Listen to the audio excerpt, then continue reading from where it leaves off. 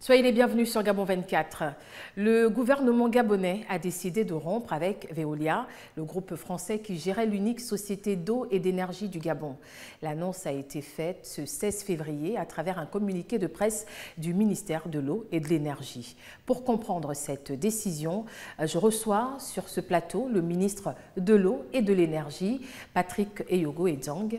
Monsieur le ministre, bonsoir. Bonsoir Madame Mengue. La nouvelle est tombée comme un coup près pour certains, une explosion de joie chez d'autres.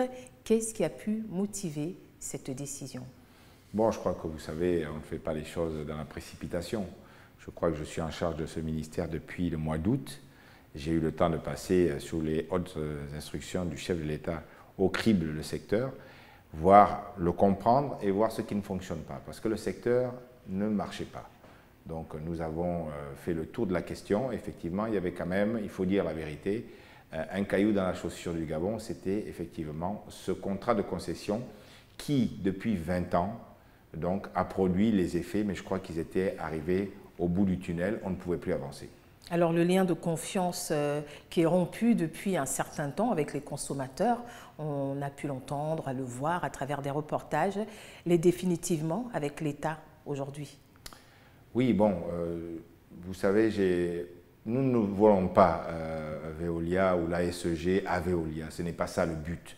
Le but, c'est qu'effectivement, toutes les récriminations qui sont faites par les populations, le chef de l'État lui-même les subit tous les jours, puisque les gens se plaignent auprès de lui pour lui dire qu'on perd nos denrées dans nos congélateurs, on n'a pas d'eau.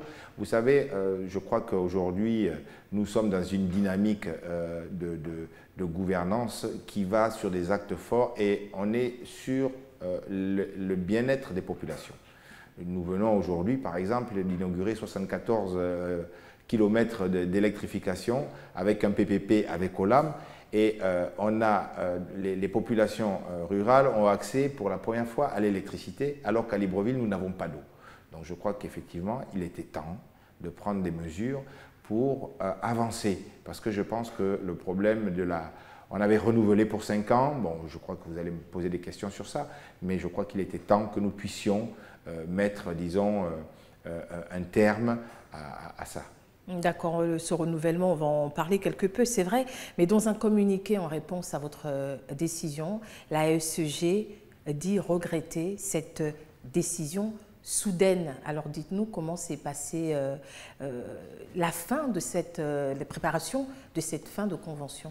Vous savez, dans ces contextes-là, je pense qu'il ne faut pas forcément, il faut arriver forcément masqué, c'est la vérité, il faut quand même... disons, quand on réquisitionne une société, ce n'est pas forcément de gaieté de cœur. Comme je le disais, ce n'est pas un vol non plus, mais il ne faut pas forcément que les gens s'y attendent, parce que sinon l'effet de surprise sera rompu. Je crois qu'il était important pour nous de réagir fortement, surtout avec l'actualité des derniers jours, où des consommateurs sont descendus dans les rues pendant 2 ou 3 jours consécutivement. Je crois qu'il fallait à un moment donné, moi je me suis fait aussi remonter les bretelles par le plus haut niveau de l'État, donc à un moment donné on vous dit il faut prendre vos responsabilités, je crois que je les ai prises. Parce que si effectivement j'étais encore dans la réflexion, je pense que ça a été aussi quand même un catalyseur que les plus hautes autorités de l'État me disent qu'écoute, prends tes responsabilités. Mais vous ne les avez pas poignardés dans le dos pour autant, il y a quand même eu des discussions au préalable. Concernant la rupture? Oui. Non, pas du tout. Disons qu'en fait, ce qui s'est passé au mois d'octobre, c'est que nous étions dans une négociation. On avait ce qu'on appelle, on devait passer du contrat de concession à un contrat d'affermage. Nous étions en négociation. C'est vrai que les négociations, à un moment donné, ont été rompues au mois d'octobre entre l'ASEG et le ministère sur des questions d'intérêt de notre part et de non-acceptation de leur part. Ils ont pu m'écrire une lettre comme quoi ils voulaient reprendre les négociations et on devait reprendre les négociations.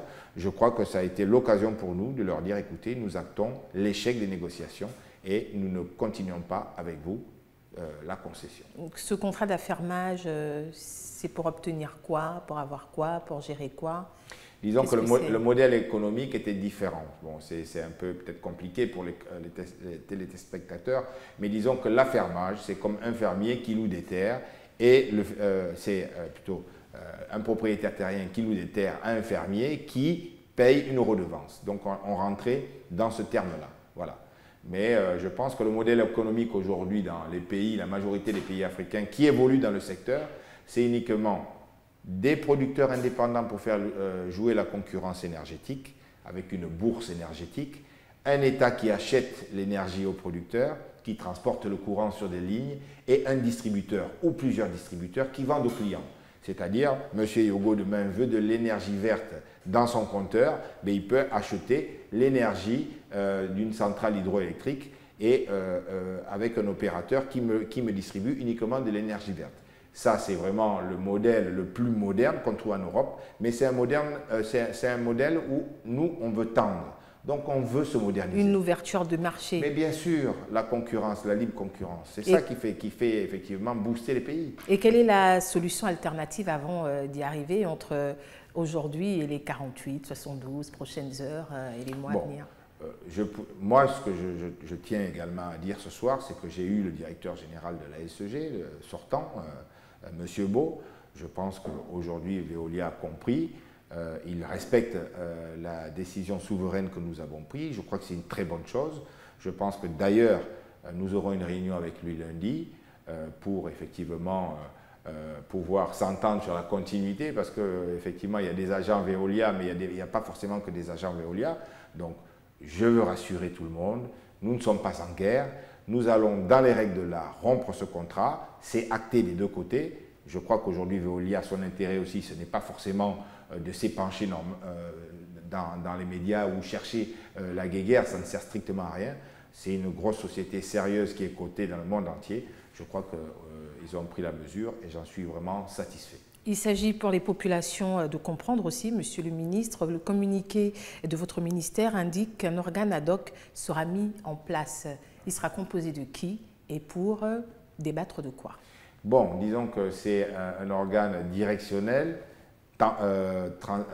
transitoire, puisque la réquisition va durer 12 mois. Donc ce sont des compatriotes qui vont être nommés aux fonctions de directeur général. Je pense que normalement, il y aura également des conseillers stratégiques en charge, bien entendu, d'amener la SEG dans les mutations qui vont devenir nécessaires dans la reprise future qui se fera avec de nouveaux partenaires. Et il y aura également, je crois, deux directeurs généraux qui seront en charge donc, de la gestion opérationnelle et quotidienne de la SEG, puisque bien entendu, il faut que le service public continue, donc sans arrêt. Donc voilà. Parlons justement de futurs repreneurs. Quelques noms circulent déjà. Télémania, voilà, pour la centrale, en référence à la centrale d'Alénakiri.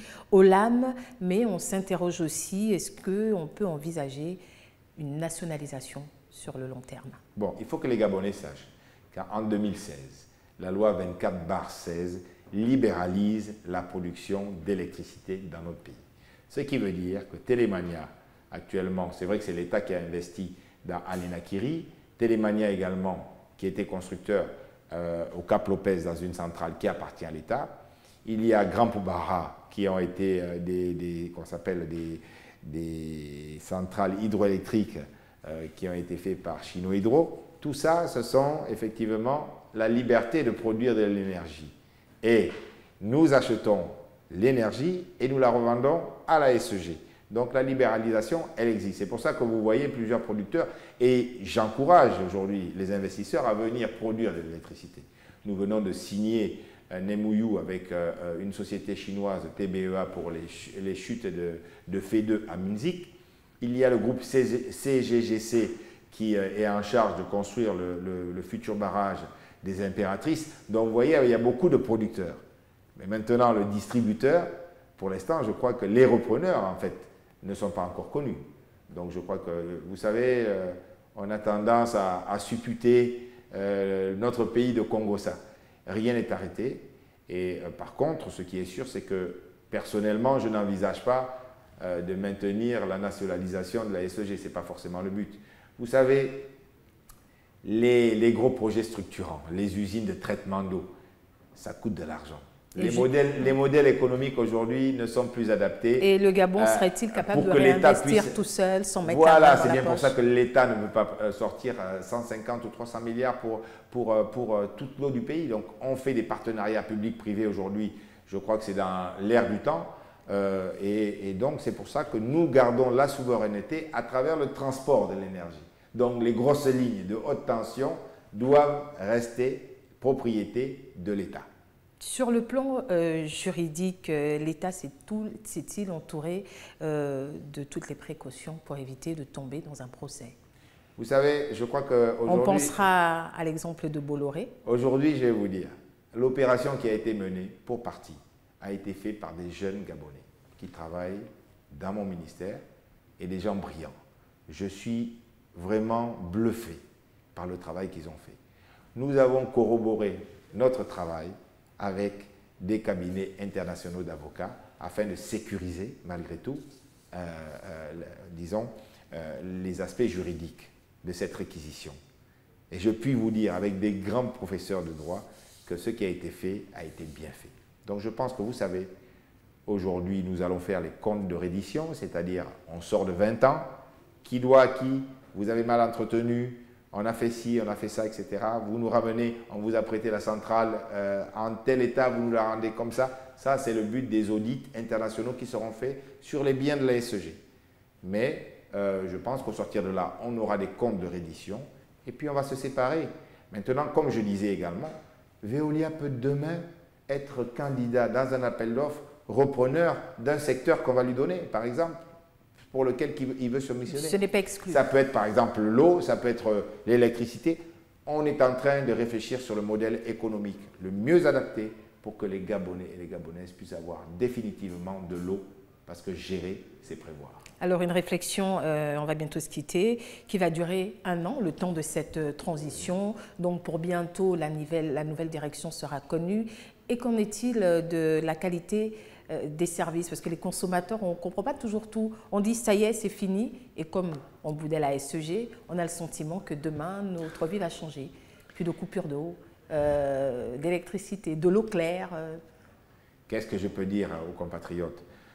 Bien entendu, personne n'est dupe. Ce n'est pas du jour au lendemain qu'il y aura de l'eau à Ondogo ou qu'il y aura de l'eau à Akébé.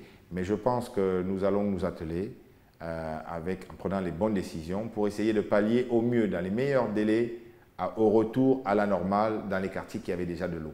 Nous allons après aller dans les extensions. Nous avons besoin d'ouvrir les comptes, d'ouvrir les portes de la SCG pour voir ce qui s'y passait.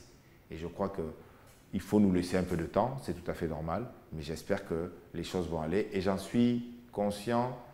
Je suis conscient de la difficulté que nous allons traverser, mais je pense que je suis très optimiste. Monsieur le ministre, merci d'être passé et de nous avoir apporté tous ces éclairages. Je vous remercie. Voilà, j'étais donc accompagnée du ministre de l'Eau et de l'Énergie, Patrick Eyogo Edzong, pour nous édifier sur la situation actuelle que connaît la Société d'eau et d'énergie du Gabon.